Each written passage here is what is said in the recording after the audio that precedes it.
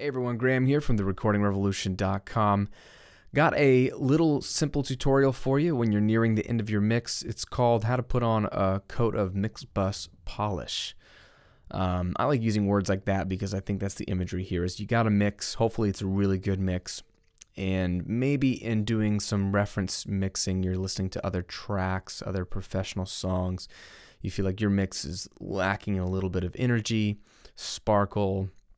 It's good, but it doesn't quite pop out the way the Pro Mix does. Here's something that I find myself doing from time to time when I'm already done with a mix to give it that one final layer of polish. And I will be honest, I stole this from Kevin Ward, who's a good friend of mine, fantastic producer in Nashville, and he runs a super helpful website called mixcoach.com. So go follow all of Kevin's stuff over at mixcoach.com.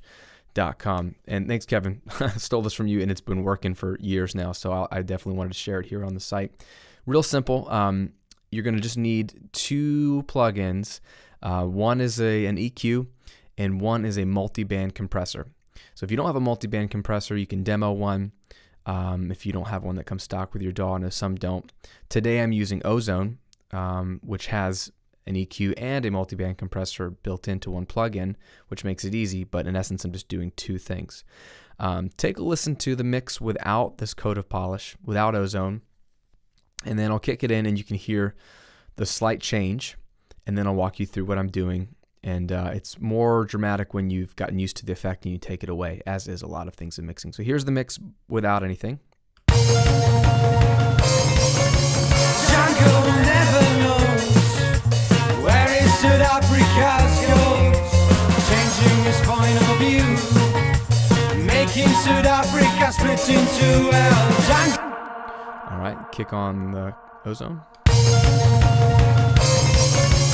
Jungle never knows where his South-Africa's goes, changing his point of view, making South Africa split into Maybe a little subtle.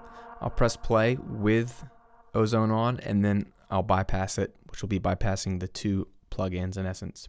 You can kind of hear it go away. Jungle never knows where his South Africa's goes, changing his point of view, making South Africa split into Jungle never knows where his South Africa's goes, changing his point of view, making South Africa split into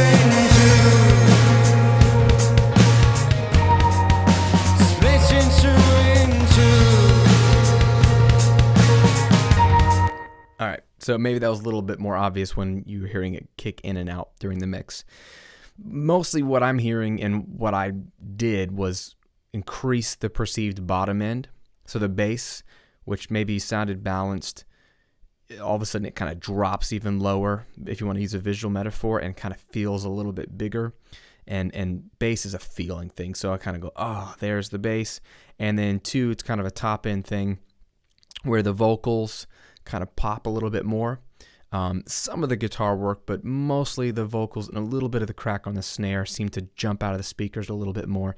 And it sounds more energetic. It maybe even sounds louder. It's pretty volume matched, relatively contained, but it's more exciting without being harsh and without just boosting a bunch of stuff. It's a couple simple things happening. So on the let's start with the EQ side of things because it's more visual and easy to see.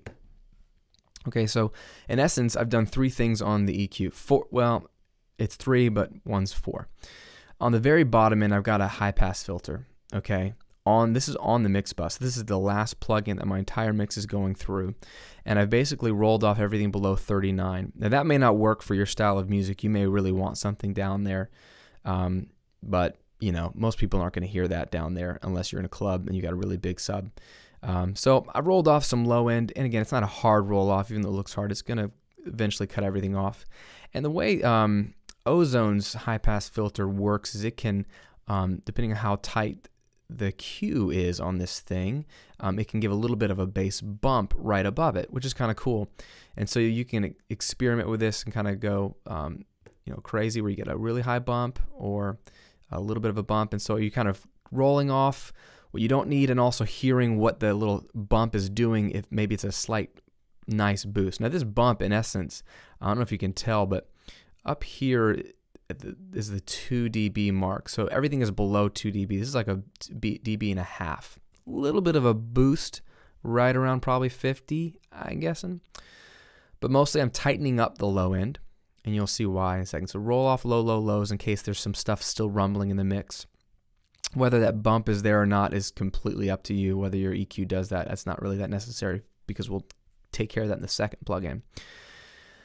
Then I am carving out some 400, about a dB to a dB and a half. 400 a lot of times can get muddy, can get yucky, and it really depends on your source material. On this mix, I felt like once I carved out some of this 400, it opened things up beautifully in the top end and the bottom end. So some of the guitars and the bass and maybe some of the snare had frequencies down there that I don't really feel like they needed. So I carved out a little bit of 400. And then I've got a kind of a 1.5 dB boost at almost 6K, 5.7K. And I would boost this and sweep around and listen for an area in the mix where life came out. It can be anywhere in that 3 to 8K range, but it depends. You know, I swung it down too low, maybe in the 2K, 3K, and the guitars got harsh. Too high, and then the cymbals got harsh. And what I'm looking for is just a place where the vocals seem to want to pop out a little naturally, and that depends on the vocalist. And once I found it, I backed it way down to a dB and a half. Again, because a little bit of a boost or a cut makes a humongous difference when it's on your mix bus, because it's affecting, it has this multiplicable effect across every single track. So this is, in reality, a very gentle EQ tweak, but it has massive implications. So that one alone will clear up the mid-range, tighten up the bottom end, and give a little bit of a sparkle at the top end. And if you find yourself boosting too much, or if it's adjusting the overall output volume, you can compensate that with the output on your EQ. And then the second plugin I'm using is the multiband compressor. And all a multiband compressor is a compressor that's tied to a certain frequency range. So it's like an EQ and a compressor working together, which is really neat. So instead of compressing everything on the mix with a mix bus compressor, this compressor here is only working on the low end. So there's 4 bands represented like an EQ, and I'm not doing any compression above 126 hertz, really. You can see it has a crossover point, so yeah, it is doing some. But I'm only working on everything below 126.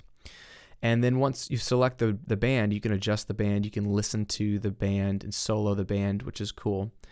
All I've got is a simple compressor setting. I've got a 2-to-1 ratio, okay? 10 millisecond attack, which is relatively slow, could be slower. Relatively slow release. Again, you just play with those. If it sounds weird, you can adjust those. I left those at standard. So just a 2-to-1 compressor, 2-to-1 ratio, and then I pull down the threshold. And what I'm watching is, again, gain reduction. Like, you always want to watch gain reduction on a compressor, because that's really what you're looking for, is how much is it going to be turning down. And so all I'm doing with this compressor here is turning down the kick drum and the bass, basically. So every time the kick drum hits, you can see it.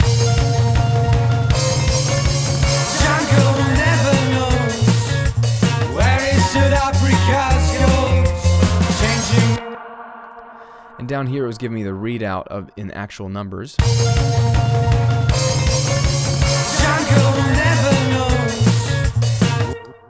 You know, when it's really hitting hard, he's doing about 4 dB of gain reduction.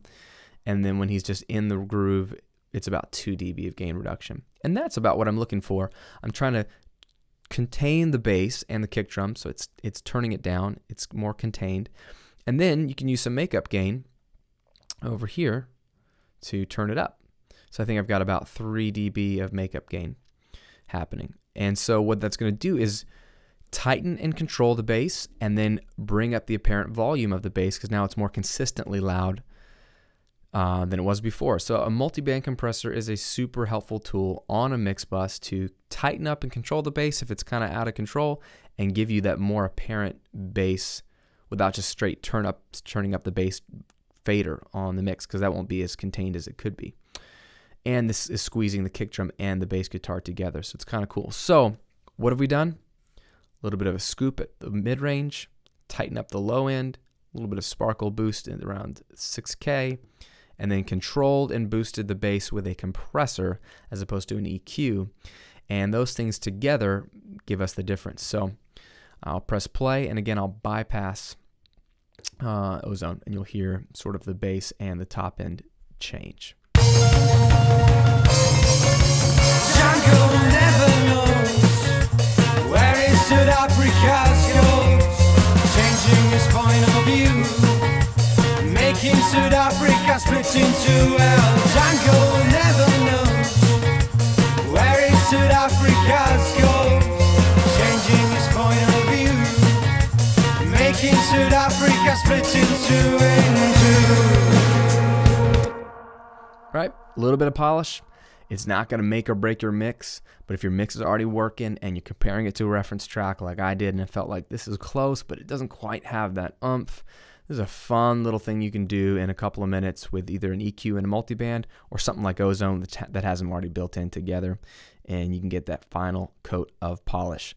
Thanks for watching. Leave me a comment. Let me know what you think, if it's working on your mix or not. And if it is, show some love to Kevin over at mixcoach.com. That guy knows what he's talking about, and he's a great guy. Have some fun making some music this week, everyone. We will see you on another video soon. Take care.